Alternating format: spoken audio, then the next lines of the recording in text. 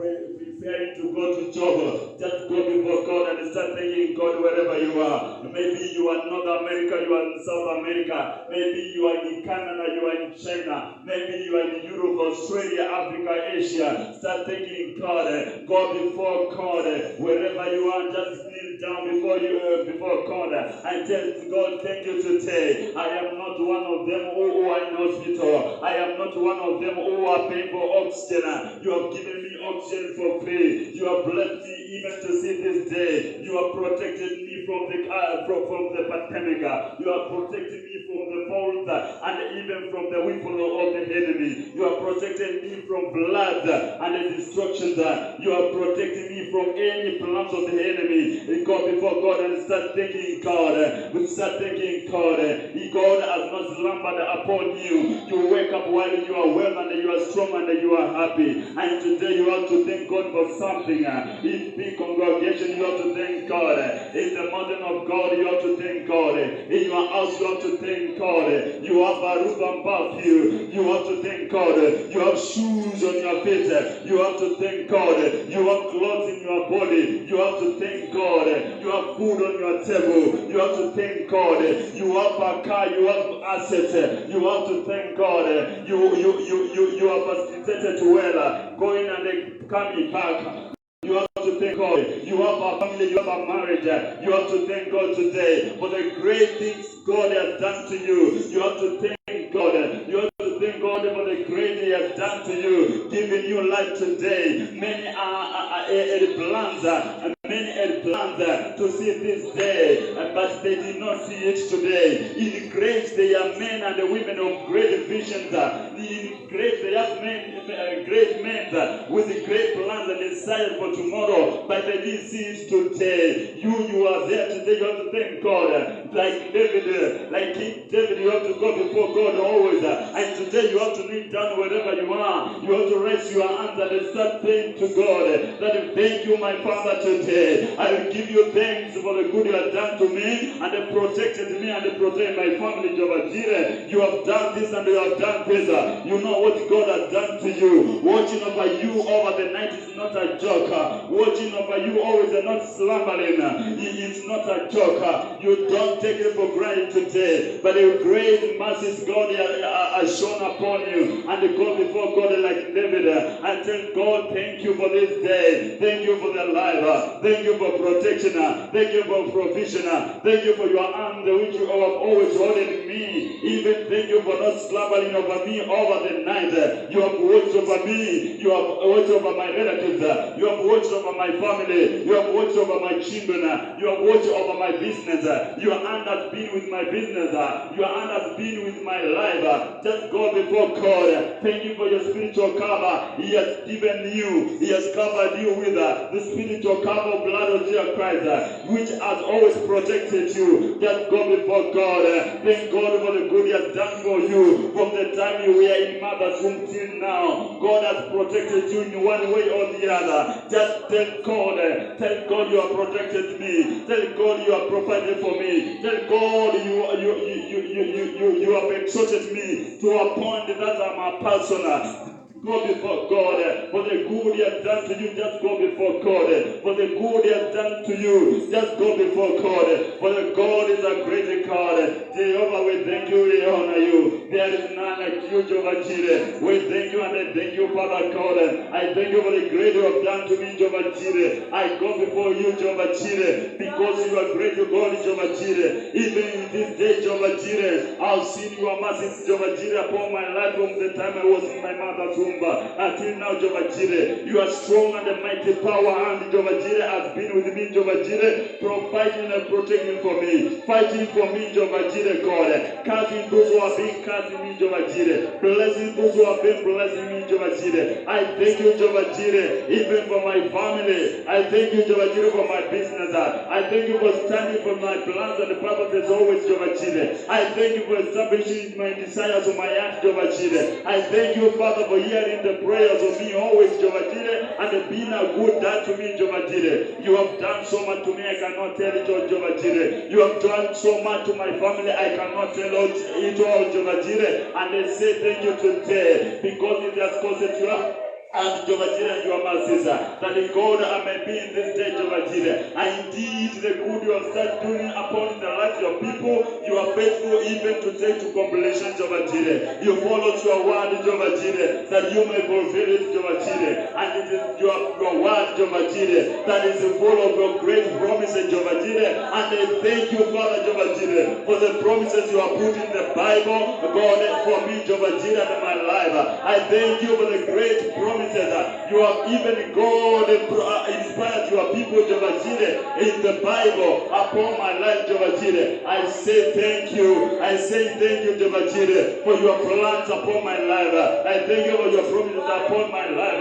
I thank you for everything you are planning upon my life. I say thank you, Jehovah Jireh, for you are always concerned upon me. For you are always, oh God, attentive to my prayers. I thank you, Jehovah Jireh, God, for the time you have given me, Jehovah Jireh. I thank you, always, God, for giving me spiritual ears and spiritual eyes, Jehovah Jireh. And even in this day, Jehovah Jireh, I thank you for this day, Jehovah Jireh, for your will is being done. For indeed your kingdom has come, Jehovah Jireh. I thank you for your house, Jehovah Jireh, for you have given us the opportunity to always be in your house, Jehovah Jireh. We don't take it for granted, Jehovah Jireh, but we take it, oh God, with the love and the joy, God, and the God declaring our love to you, Jehovah Jireh, and the thanksgiving for indeed you have given and declared it to us, Jehovah Jireh. We are grateful. We say we are grateful. As Christians, we are grateful. As family, we say we are grateful. Oh God, as a nation, we say we are grateful, Jehovah Jireh, for the platform, Jehovah Jireh,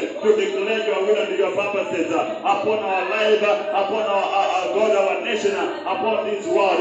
We say thank you, Jehovah Jireh. Oh Father, I thank you for the spirit which is operating here. I thank you for the spirit which is operating where our God, our brethren, God, they are joining us from Jehovah Jireh. Oh God, and declare the same spirit of operation in Jehovah Jireh here, Father, to be operating wherever they are, Jehovah Jireh. The same spirit of God of healing operating, your God, to be operating wherever they are joining us from. The same spirit of divine provision, Jehovah Jireh, oh God, to be operating wherever they are. The same spirit of God, of Father, of favor, God, the breakthrough, God, and the prosperity, oh God, operating here, Jehovah Jireh, to operate wherever they are, Jehovah Jireh. Oh God, and the glad spirit of God, wherever they are, Jehovah Jireh. Those who are expecting you, Jehovah Jireh, I thank you today, Jehovah Jireh, for you are going to draw, oh God, you are going now, Father, to intervene in their life. You are going to intervene, God, in their declaration. Oh God, you are going to intervene in their desire, Jehovah Jireh. You are going to establish their prayers, oh God. You are going to establish, Jehovah Jireh, oh God, their declaration, Jehovah Jireh. I thank you for this day, God. Let your will be done, God. Let your light shine upon, oh God, your people today. God, I thank you, I honor you. Wherever you are joining us, we are coming live to you in Facebook platform from House of Glory Breast Church, Current, where we are holding always morning glory service to declare and to command the day. So wherever you are joining us from, continue to join us. You may like our page, you may comment, you may even send your prayer items, and God will intervene because He's a faithful God. He said, ask and it shall be given to you. And the God today is going to give you, is going to give us. Let me read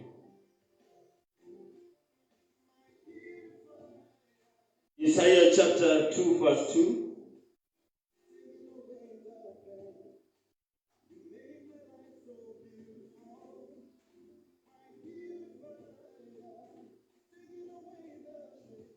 The Bible says, and it shall come to pass in the last days that the mountain of the Lord's house shall be established in the top of the mountains, and shall be exalted above the hills, and the nation shall flow unto it.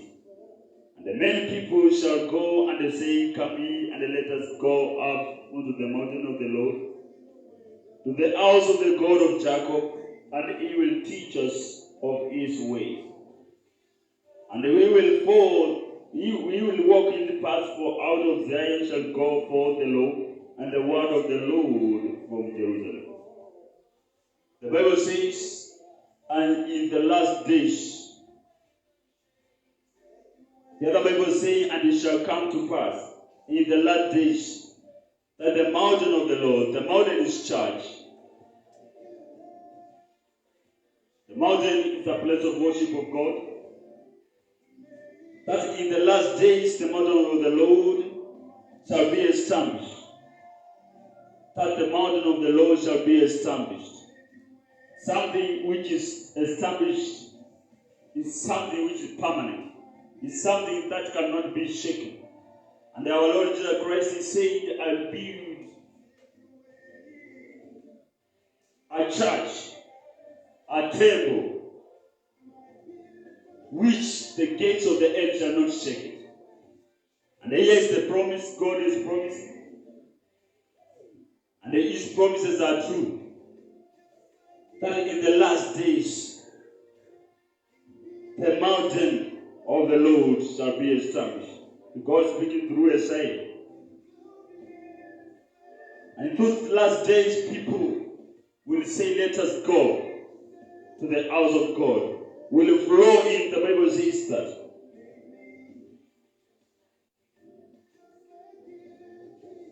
Hallelujah. We are in times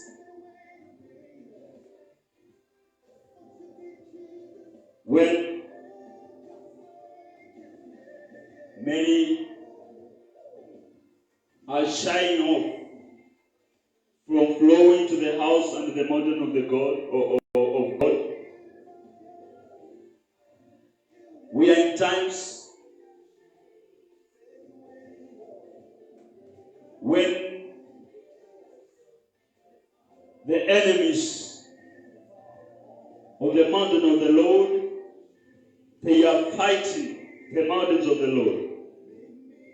They are fighting churches. They are fighting the work of God. They are fighting the servants of God. They are not honoring them. But we believe this, the last days, according to the promises. Because all the promises which we have made about the last days and the seasons and the times, most of them are fulfilled. And now we are in the last times and the last days, which are promises and the promised by Isaiah under the conviction and the inspiration of God, that in the last days the mountain of the Lord will be established. Maybe it is in Somalia. May it be in Iraq. We believe there are places like different places in this world where the mountain of the Lord are not respected, are not honored, where the mountain of the Lord are destroyed.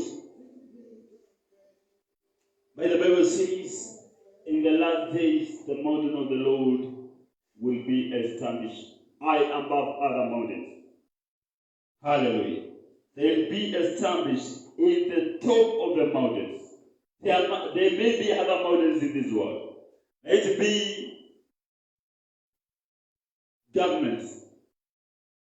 Might be the mountains of prostitution, sodomy. May it be the mountains of alcoholism. May it be the mountain of worshiping other gods, like cows, like birds of the air, like moons. But the Bible says through the book of Isaiah and in the book of Isaiah that the mountain of the Lord in the last day will be established up above other mountains.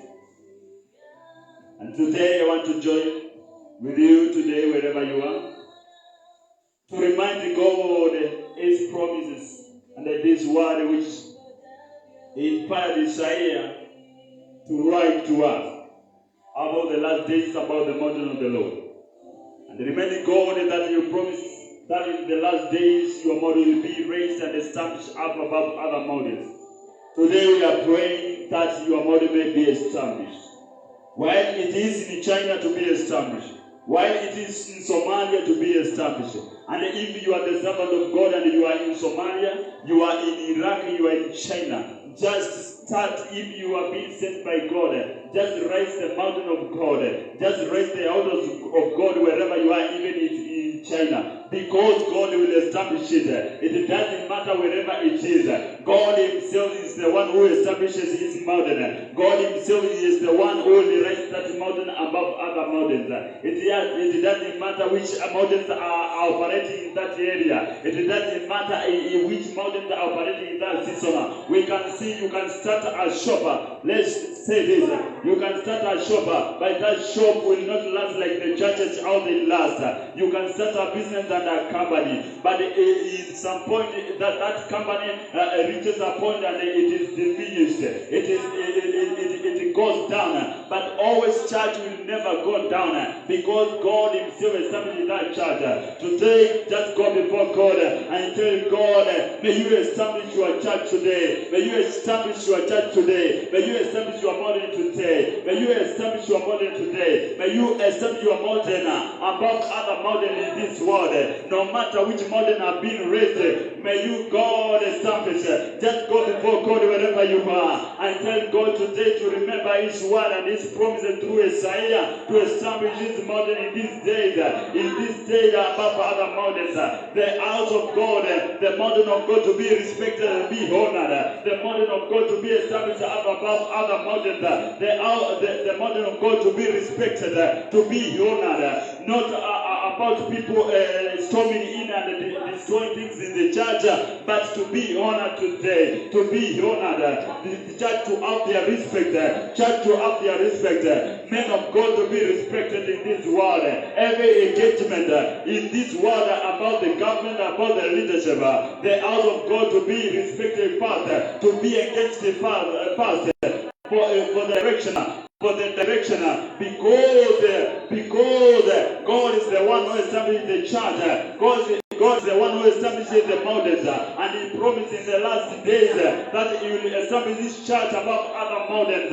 No matter it's a mountain of localism, no matter it's a mountain of sodomy, no matter it's a mountain of gayism, no matter it's a mountain of what kind of, God is saying he will raise his mountain above other mountains.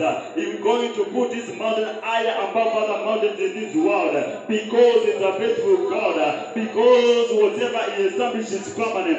Jehovah Jireh, I thank you, Jehovah Jireh. I call upon you and remind you of the word, Jehovah Jireh, and the promises, Jehovah Jireh, God, of your word of Isaiah chapter 2 verse 2, Jehovah Jireh, that in the last days your body will be established above other mountains, Jehovah Jireh. Oh God, we know in this world there is full of other mountains, Jehovah Jireh. By God, we know you will establish and you establish as always, Jehovah Jireh, your mountain, Jehovah Jireh. We declare God to establish your mountain, God, in China. We declare you establish your model in Kenya. We declare you establish your model in Africa. We declare you establish your model, Jehovah Jireh, God, in Europe, Australia, Jehovah Jireh. We declare you establish your God, your model in Asia, Jehovah Jireh. We declare your model, Jehovah Jireh, will be established over the world, Jehovah Jireh, up above other model, Jehovah Jireh. No model will be, oh God, will be, oh God, on the top of your model, Jehovah Jireh. We declare your model will, oh God, be honored and respected, God, in this season, Jehovah Jireh, God.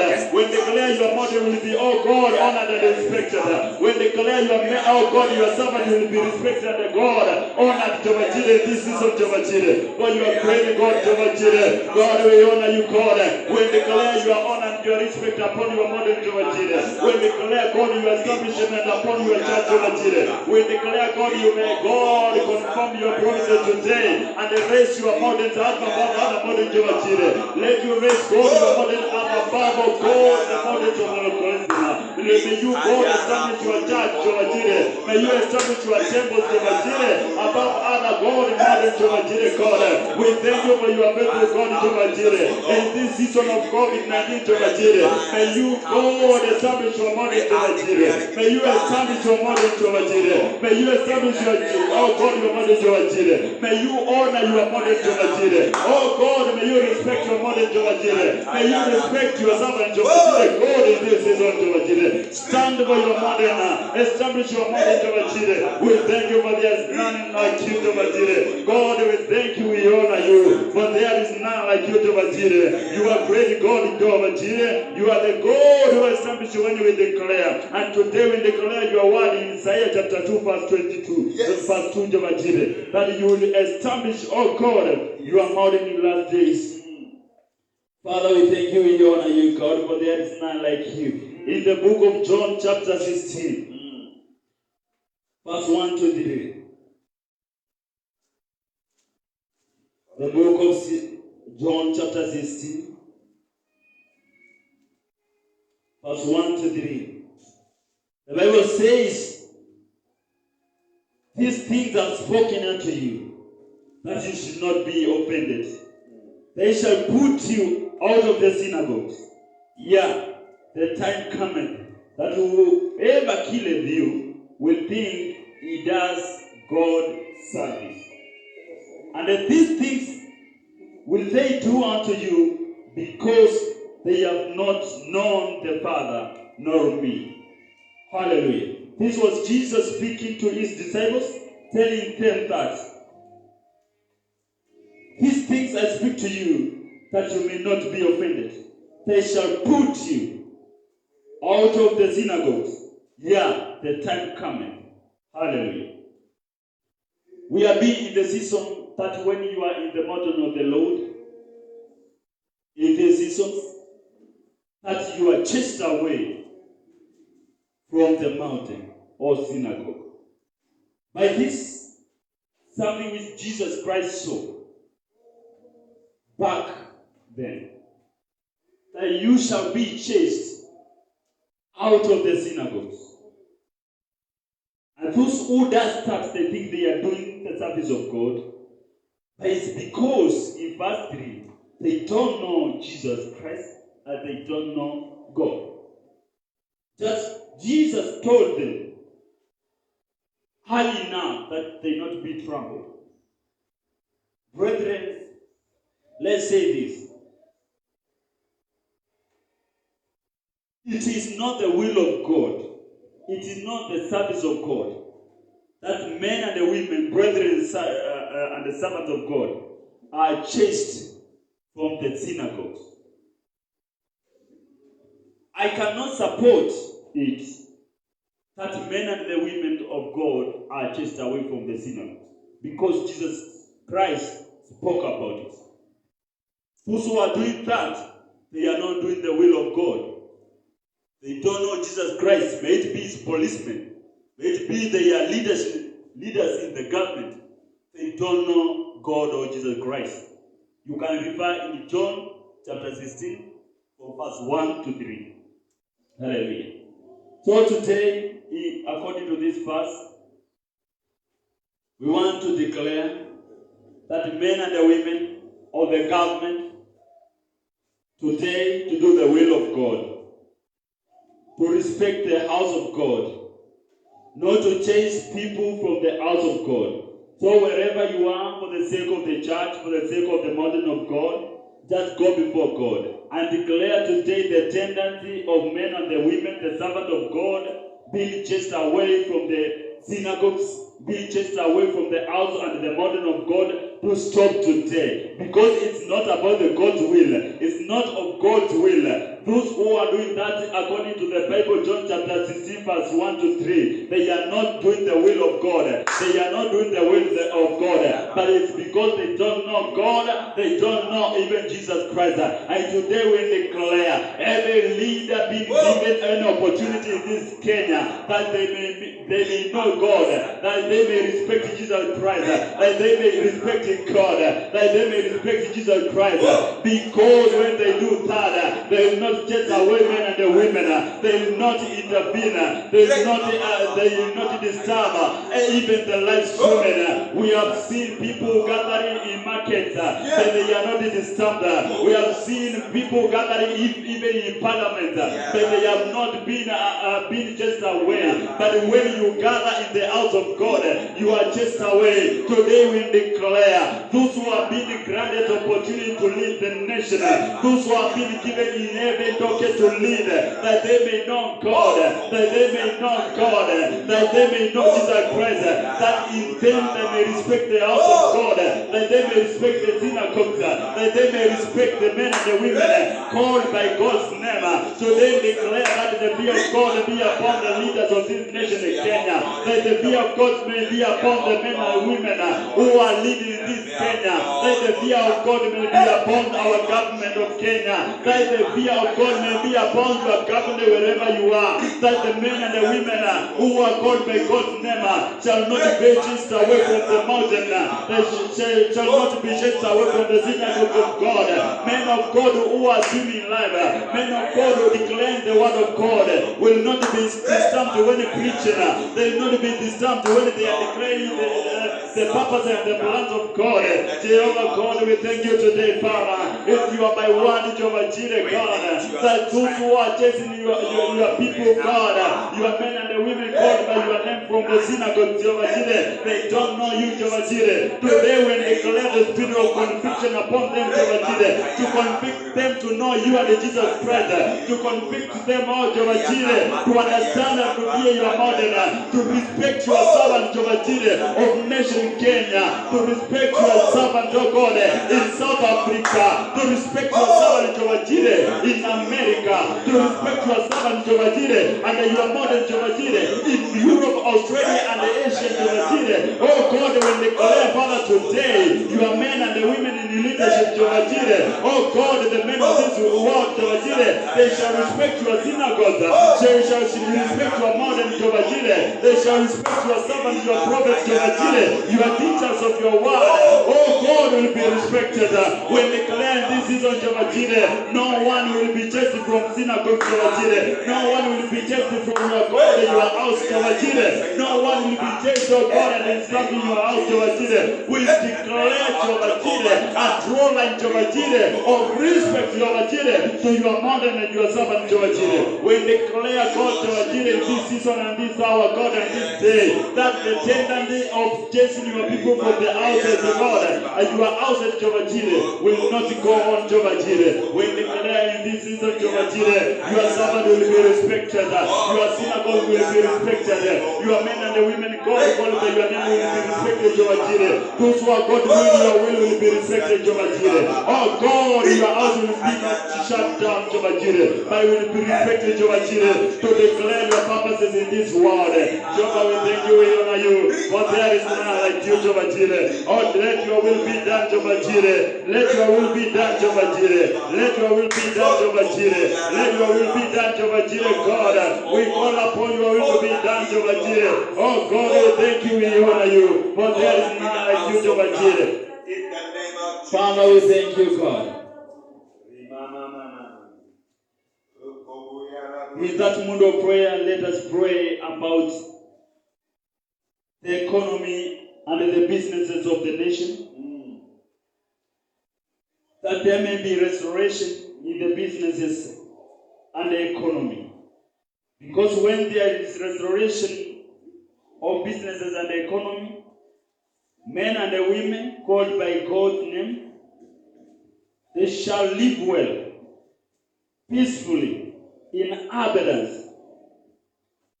We have seen the economy of different mighty nations being lost, being destroyed by this pandemic. Every nation like now, they are in the same level. It's time today we have to declare, and you have to declare about divine restoration upon the economy of your nation, even upon your economy as a person, that God may restore your economy. I know your economy was lost because of pandemic. Jobs were lost. Companies were closed. So the economy of people, the economy of nation, the economy of the world are being lost, are being diminished by today as we declare. Yes. The Bible says when you declare, I shall establish. God promised when we declare anything, He shall establish. Yes. Because He's a faithful God. Yes. Your government cannot restore. Your family cannot restore. Even no one can restore what you have lost. And today I know when we restore, because it's only God who restores. That God is going to restore your economy. As the Bible says in let me read in Joel chapter 2, verse 25. Hallelujah. 25. Joel chapter 2, verse 25. The Bible says, and I will restore to you the years that the locust has eaten, the cutworms, yes, and the caterpillar, yes, and the palworm, my great army which I sent among you. Even to the house of God, their economy has been lost because there is restrictions. Today we want to declare restoration of economy. Yes. Your economy, yes, the economy of the mountain of God, yes, the economy of the nation, yes, the economy of your nation, yes, the economy of this world, yes, that may be restored. Because God is the one who is restoring it. Because He promised that the years which were lost, the years which were eaten by the cutworm, by the locust, He shall restore. You shall eat in print, verse 26, and be satisfied. You shall praise the name of God. You shall praise the name of God because He will restore, and He is going to restore today. So wherever you are, just join me as we restore, as we declare restoration from God upon your economy, upon the economy of your nation, upon my economy, upon the economy of this nation. Wherever you are, just go before God and start restoring upon you the restoration of your economy, the restoration upon your business, the restoration upon your economy of your nation, the restoration upon the economy of this world, that the economy of this world may be restored today to the point which we was. Just declare today upon your nation the restoration of the economy of your nation. Your nation again to be a superpower. Your nation to again to be the same level it was. Your nation to be restored today. Your business to be restored today. Your economy of your pocket, your economy of your account, your economy of your investor to be restored today. That your economy may be restored today. The level which you were, the level which you were happy, the level which you were comfortable, that's to be restored to again by God, because it is only the God who can restore it. It's only God who can restore whatever you lost. You lost your job, you lost your economy, you lost your company, you lost anything. So then declare restoration. You know whatever you lost today, you know whatever you lost, declare restoration, because God promised you whatever you declare, I shall establish. And today God is going to establish today. Now God is establishing economy of your nation is establishing today. Economy of your nation is being restored today. Economy of your family is being restored today. Economy of your business is being restored today. Economy of your pocket is being restored today. Economy of this world God is going to restore today, because it's a faithful God. His word doesn't go in vain. His word doesn't go amiss. But His God is always powerful and great, even to bring answers, even to bring breakthrough, even to bring restoration. And today we declare that the God restoration be upon our economy of our nation in Kenya. Declare restoration upon our nation in Kenya. Restoration of our nation in Kenya. Restoration upon our nation in Kenya. Our economy of the nation in Kenya to be restored again, where it was strong, in times of Kibaki, to be restored today. Our economy of our nation in Kenya to be restored again. Our nation not to fall again, but to live again, to stand again, strong in economy, strong in the economy, to be a superpower nation, to be a superpower nation, to be a superpower nation, an economy of our nation, to be strong again, to be strong again, to be strong again. Father, we thank you, we honor you, God, for you are great God, Jehovah Jireh. We call upon you, Father Jehovah Jireh, that God, Father, that you may God stand for our economy, that you may stand for my economy, that you may stand for the economy of your nation, Jehovah Jireh, that you may stand for the economy of this nation, Jehovah Jireh. God, we thank you, we honor you, God, for there is none like you, Jehovah Jireh. We thank you, we honor you, for your great nation, Jehovah Jireh, for your great God, Jehovah Jireh, the God who rules the nations, the God who establishes when we declare. Father, we thank you, we honor you, for there is none like you. As we continue to declare, as they come to the end, we want to declare something. Wherever you are, we are coming live to you. In Facebook, House of Glory Praise Church, Karenet, Nairobi, Kenya, Africa, where we declare the purposes of God every morning. And we want you to always join us wherever you are. You can send your prayer items, and that by that way, it will be harmony and the unity which declares and brings God's blessings upon these people when they live in the unity. Hallelujah. We want to declare something upon this generation, your generation, the generation of this world which is here today.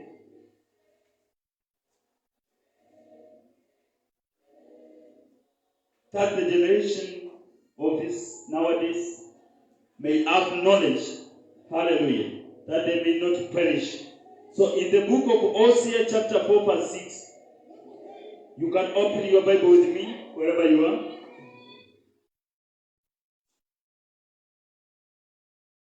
Hosea chapter 4 verse 6. God's people perish for the lack of knowledge. Hallelujah. The Bible says God's people perish for the lack of knowledge. My people are destroyed for the lack of knowledge, because they have rejected knowledge. Hallelujah. In the book of Matthew chapter 24 verse 34, the Bible says, and truly, truly I tell you, these things, this generation will not pass away unless these things are being fulfilled. This generation will not pass away. Hallelujah. We want to declare the knowledge of God upon this generation, that this generation will not perish. Because in this generation we have today, it's a generation quick to be rich. It's a generation quick to be wallowed to the works of darkness. It's a generation which, if the hand of God is not upon them, they'll end up to be destroyed.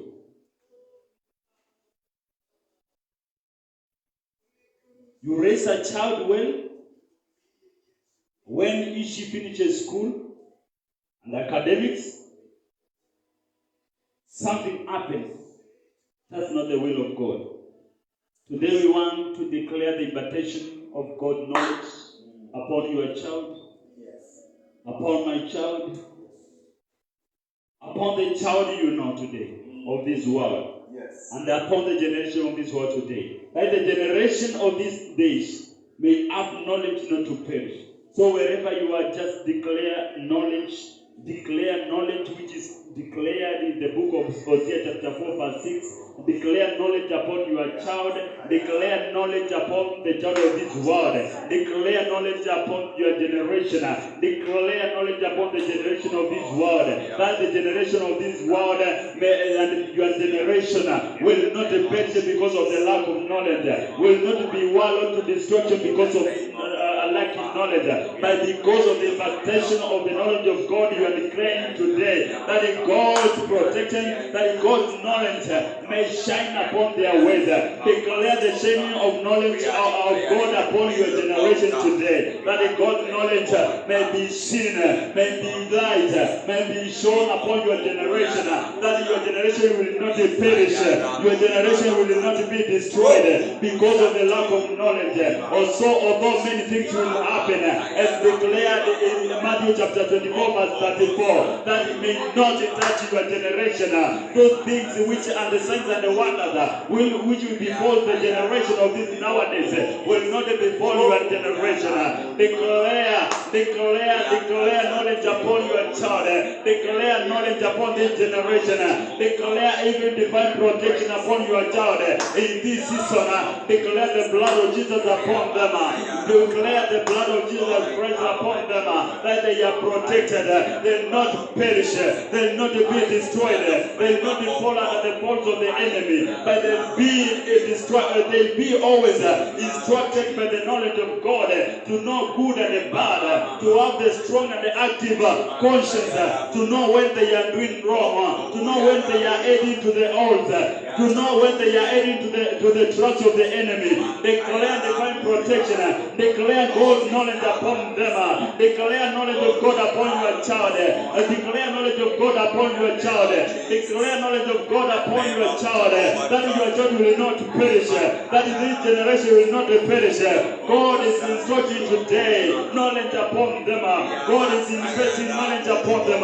Jehovah Jireh, I thank you. I honor you, God, for your good, Jehovah Jireh. I thank you. I honor you. You are God of greatness, Jehovah Jireh. Father, we thank you. We honor you. For you are the great one, Jehovah Jireh. I thank you. I honor you, God. I declare, God, you are great God, Jehovah Jireh. Lord, we worship you this morning. As we finish, we want to declare divine provision upon you, upon your family,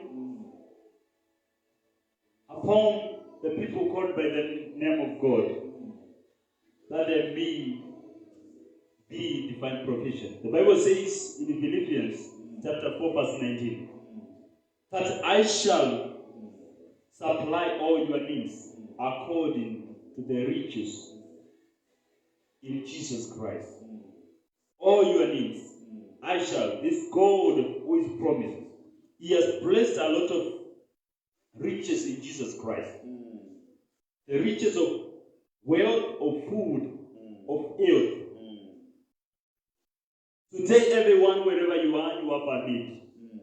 God is promising to supply all your needs according to the riches He has placed in Jesus Christ. So if you believe in Jesus Christ, if you love Jesus Christ, there's riches which today, when we are declaring this word of divine provision upon you, upon me, upon the house of God, upon our nation, because our nation today is living in the desert. Like today, when we declare, and as a nation we love God, we love Jesus Christ, that is going to provide and supply our needs as people, as His people, as a nation, which He has placed in Jesus Christ. May it be His riches of love. May it be the riches of bread and drink. May it be the riches of wealth, of riches of money. Yes. God is going to today to supply. So wherever you are, just raise up your hand and declare today that God to declare today that God is going to supply the riches He has placed in Jesus Christ, the riches of living in abundance, the riches of even of money. Declare today that God will establish, that God to supply to you the desires and the needs you have today. God to supply today your desires today, your needs today, whatever you have. Bless them before God. Declare, many you have children here who are required in the end of the month to go to school. You need fees. Go before God today and declare divine provision upon your child in the ways and the signs of money that God will supply. Today believe and say to God, I thank you for your yes, be always God. And today you have heard me today. For the riches you are blessed in Jesus Christ, our Lord and Jesus Christ. Oh Father, we thank you, God. May you supply for the fees of my child. May you supply for that rent which I'm required to pay the end month. May you supply for my family. May you supply, oh God, whatever I need. May you supply whatever my family needs.